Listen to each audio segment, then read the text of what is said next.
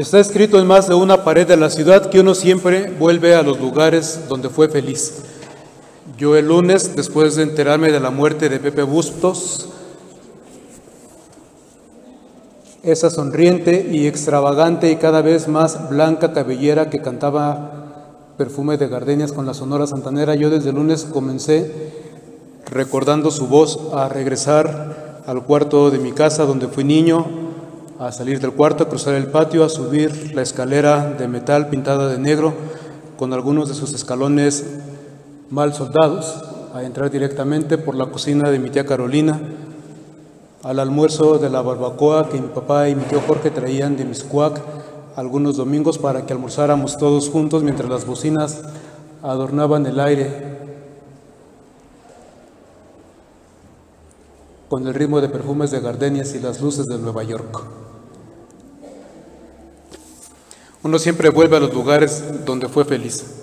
Un día estaba Manolito en la escuela. Manolito nunca volverá a la escuela seguramente, y mientras se peinaba decía: los ríos del mundo.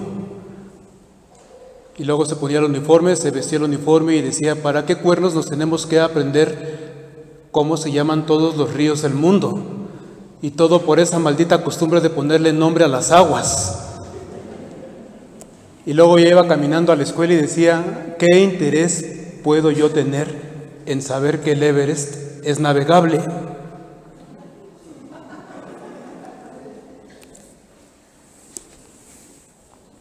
Cuando hablamos nosotros de Dios, cuando lo confesamos como Trinidad, a veces me parece que somos como Manolito. Aprendimos mal la lección, porque con esa maldita costumbre que tienen todavía en algunos lugares de decirnos que el catecismo es para que nos aprendamos de memoria preguntas y respuestas, cuando alguien nos ha hecho crecer que Dios es solamente una página que tenemos que estudiar. ¿Quién puede estudiar a Dios? Como si alguien pudiera atrapar a Dios y estudiarlo como se atrapan y se estudian los insectos o las flores. Todavía pensamos que podemos tener a Dios en las manos cuando en realidad no nos acaba de caer el 20, que nosotros estamos dentro de Dios, que en Él vivimos, nos movemos y existimos. Todavía pensamos que a Dios lo podemos aprender y estudiar cuando en realidad de lo que se trata, lo único que quiere la Biblia es hablarnos de Dios, lo único que quiere la iglesia es predicar a Dios, lo único que trata la tradición de la iglesia es comunicar a Dios, lo único que se trata cuando traemos a nuestros niños al catecismo y cuando nos acercamos a la iglesia es experimentar a Dios. Se trata simplemente de experimentar la vida de Dios, como decía San Pablo, de conocer, adentrarse en la anchura, la altura, la profundidad del amor de Dios. Solo eso. No es tanto aprender, sino experimentar. Cuando hablamos de Dios como Trinidad, estamos buscando maneras de querer experimentar a Dios a lo largo de toda nuestra vida. Descubrirlo como el origen de nuestra vida, como aquel que nos ha regalado la vida, como nuestro Padre, y nos la ha regalado para que la caminemos, para que la planifiquemos, para que la disfrutemos.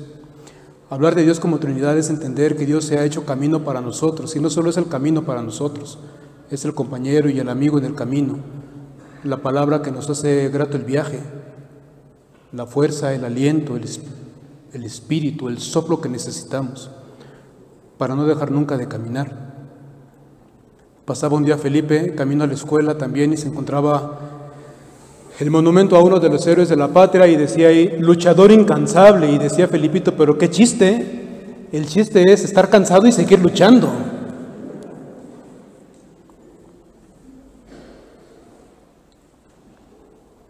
Eso es Dios para nosotros. Le preguntaba un joven a un sabio, le decía, lo retaba, te doy $100 si me dices dónde vive Dios. Y le contestó el sabio, te doy $200 si me dices dónde no está.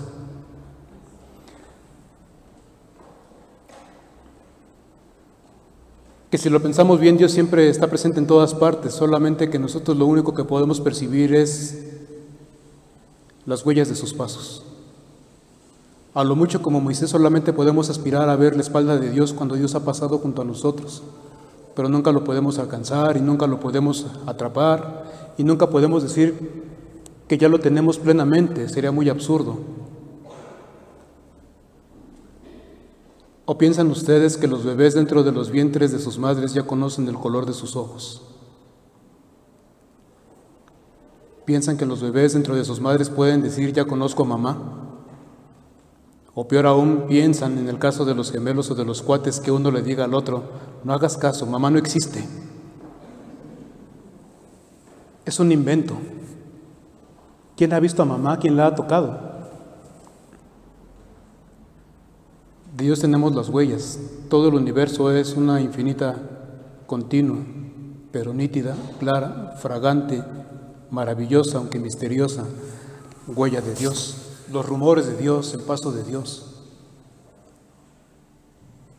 Quedan las nubes, pedazos de su aliento, dice Jaime Sabines cuando habla del amor de Dios y de la presencia de Dios en el mundo. Me bastan, dice una oración del jesuita Benjamín Vuelta, me bastan los reflejos del sol temblando en la bóveda del puente, el frescor del pozo subiendo desde el agua inaccesible, la música del viento nocturno entre las hojas intocables de los pinos, el perfume fugitivo que se deshila en el jardín, una gota de dignidad deslizando su dulzura en mi garganta. Me bastan. No puedo contemplar el sol de frente, ni vivir sumergido en el fondo de las aguas, ni pulsar con mis manos la sonora compañía de la noche, ni perfumar de fiesta todas las rutas ajadas de la vida, ni adelantar un solo segundo el brindis de todo el universo. Me bastan los rumores que te acercan y te esconden. Me bastan tus rumores. Pero nosotros todavía seguimos dándole vuelta a los dogmas, confundiendo el agua con el vaso, o si nos queremos escuchar más elegantes, confundimos la botella con el vino. Y hay gente que contempla sus botellas, pero las botellas de vino son para que disfrutemos del vino. Y luego nos acerquemos a las botellas a recordar su fragancia y a volver a paladear gota a gota la alegría que nos brindaron. Cuando hablamos de Dios como Trinidad es entender que somos una familia, que Dios no es un individuo, que Dios es amor. ¿Quién entiende las oraciones que a veces tenemos en la iglesia? ¿Quién entendió esto que dijimos al inicio, de adorar a Dios en la unidad majestuosa de su omnipotencia? Tan fácil y tan bonito que es decirle al Señor que todos los días disfrutemos de su amor, que no se nos esconde y que nadie se quede fuera de nuestra capacidad de amar. ¿No serían esas oraciones más cristianas? ¿Cuántas veces hemos rezado? Socorred a todas las almas, especialmente a las más necesitadas de vuestra misericordia. Líbranos del infierno. Y dice uno, ¿y si conocen a Dios? ¿O a quién le rezan? Yo por eso de repente mejor prefiero prender el radio y buscar las canciones de esa vieja agrupación de mi juventud, Elefante. Píntame de azul esta mañana, ilumíname esta noche con tu voz, lléname de fe esta madrugada, que la vida nunca pierda su color. Rompe mi rutina con un beso, dame todo lo que tú me quieras dar, muéstrame el milagro de tus sueños, que a tu lado hoy me quiero quedar. ¿No es esa la manera en la que rezaría Jesús? No pretenden los salmos otra cosa sino es cantar el amor y la bondad de Dios. No hemos entendido al fin y al cabo que cada una de nuestras presencias, los lugares donde fuimos felices, las miradas son las huellas de Dios que ha pasado junto a nosotros, del Padre que nos dio la vida, del Hijo que camina junto a nosotros, del Espíritu que nos sopla su fuerza para que, aunque cansados, sigamos luchando. ¿No fue San José la presencia del amor paterno, misericordioso y tierno de Dios para su Hijo Jesús? ¿No es lo más maravilloso en el mundo que Jesús haya llamado a Dios como llamaba a José, papá? ¿No es verdad que los papás, lo mismo que las mamás, no tienen otra tarea que ser para sus hijos una revelación, una huella tierna, pero clara, del amor de Dios por cada uno de nosotros?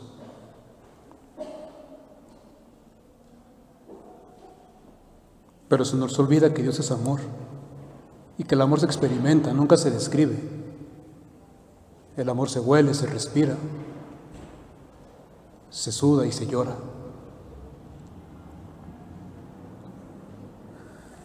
En uno de sus libros, José Gordon, para hablar de cómo se unen la ciencia y la literatura, nos introduce a sus narraciones, a sus relatos, contándonos la historia de otro escritor, David Grossman, de un pequeño al que su mamá le decía: tú eres único en el mundo, no hay ninguna otra persona como tú en todo el universo, eres único e irrepetible. Y entonces el pequeño dijo: si soy único, significa que estoy solo, y se puso muy triste.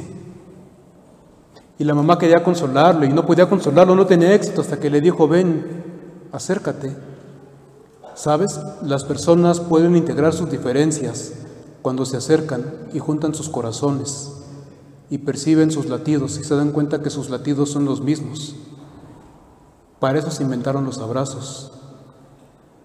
Y la madre abrazó a su hijo y por fin el hijo comprendió en qué consistía estar unido, estar abrazado, ser distinto y al mismo tiempo no saberse solo.